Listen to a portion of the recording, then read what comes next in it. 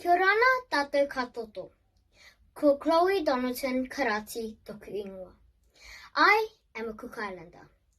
I go to Holy Cross Catholic School in Papatoetoe.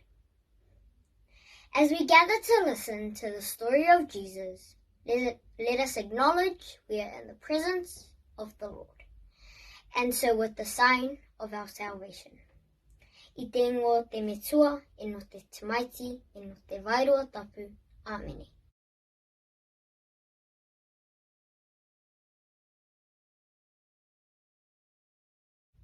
Our third reading for today, Tuesday the 12th of October, is taken from the Gospel of St. Luke. After Jesus had spoken, a Pharisee invited him to dine at his home. He entered and reclined at the table to eat. The Pharisee was amazed to see that he did not observe the prescribed washing before the meal. The Lord said to him, "O you Pharisees, although you cleanse the outside of the cup and the dish, inside you are filled with plunder and evil. You fools! Did not the maker of the outside also make the inside? But as to what is within, give alms, and behold, everything will be clean for you." Ko te Evangelia te a te atu. The Gospel of the Lord.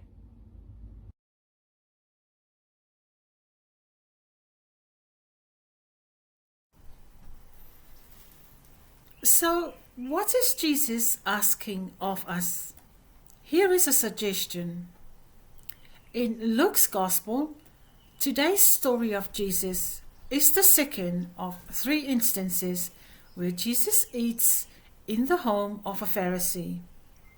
Briefly, in the first banquet, Jesus is an invited guest of Levi, and so we find the Pharisees, where Luke describes us as wealthy men with positions of honor and influence, show up to criticize Jesus for accepting the invitation, because he eats with people like Levi. And they decide that Jesus is low class, and so they call him a drunkard, a friend of tax collectors and sinners.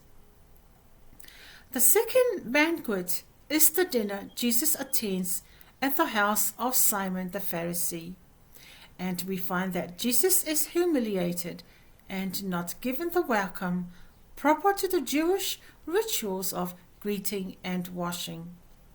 Then we find the nameless woman with the perfume and the unbound hair steps in to take over as the host. The banquet in today's Gospel, we are told that the host Pharisee is amazed at what he is seeing, that Jesus did not wash before he reclined to eat. Jesus accepts the Pharisee's invitation to eat, but does not practice the Pharisee's habit of washing. So instead of eating what is set before him, Jesus chews on the host instead, for what can be termed as the hypocrisy of the host's religious practice. So, what might be the teaching for us today? My focus is on the element of seeing, where Jesus is teaching us the way we look at people can be an obstacle to Christian discipleship. Luke's Pharisees are persons of high status and wealth, whom Jesus accuses of mistreating the poor. I think the issue in the Gospel highlights that Jesus' woes are not on purity issues, but economic ones. These Pharisees are examples. Jesus describes that they cannot see correctly, and so their whole bodies are full of darkness, here described as greed or evil. These terms are made more pointed in his woes. You fools, Jesus calls them. So what does Jesus teach about cleansing? Jesus showed instead that the way to be clean, both in and out, is to give as alms what is inside. It is not surprising to see almsgiving presented this way. According to a Catholic commentary, to see through one's eye is the lamp of the body. When the eye is sound, there is no difficulty in how a person sees, and a person becomes full of light. But when the eye is bad, then that person remains in darkness. This observation suggests that Jesus' hosts, the Pharisees, are not making sound or sincere judgments about him, precisely because they have an evil eye, such that the light in them has become darkness. The Bible gives us an understanding on seeing with our eyes. In Proverbs 22, having a good eye, bountiful eye, is a biblical language for a person who is generous, one who shares bread with the poor. On the other hand, in Deuteronomy 15, it says that the one whose eye is evil gives nothing to the neighbor in need. Such an interpretation builds on Jesus' recent parable about the Good Samaritan, who knew how to look upon his neighbor with mercy. And moreover, in this passage, Jesus will teach us that to give alms is an activity associated with having a good eye.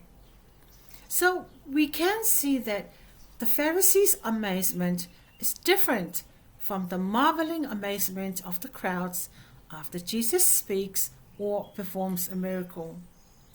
This suggests that the Pharisees' eye is not sound, which his reaction triggers Jesus' teaching and puts us in our proper place of looking at people. So how is almsgiving to take place? I think today's gospel has a scriptural background that is helpful for us for understanding the meaning of almsgiving. It seems that through repentance, the art of encounter will result in almsgiving and in a life free of greed and evil. Notice in the gospel that Jesus addresses the host directly, and he is speaking to you Pharisees in the plural. You, meaning us, cleanse the outside of the cup and the platter, but your, meaning us, insides are full of greed and evil.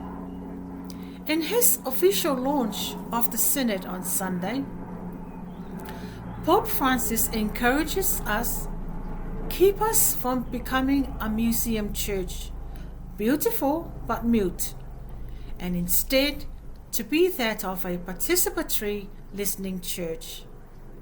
So rather than seeing in darkness, listening to the questions, concerns, and hopes of every church, people, and nation, Pope Francis is encouraging us to master the art of encounter.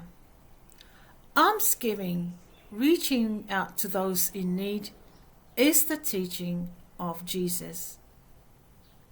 Kia manu ia tātou katoa, and may God bless you all.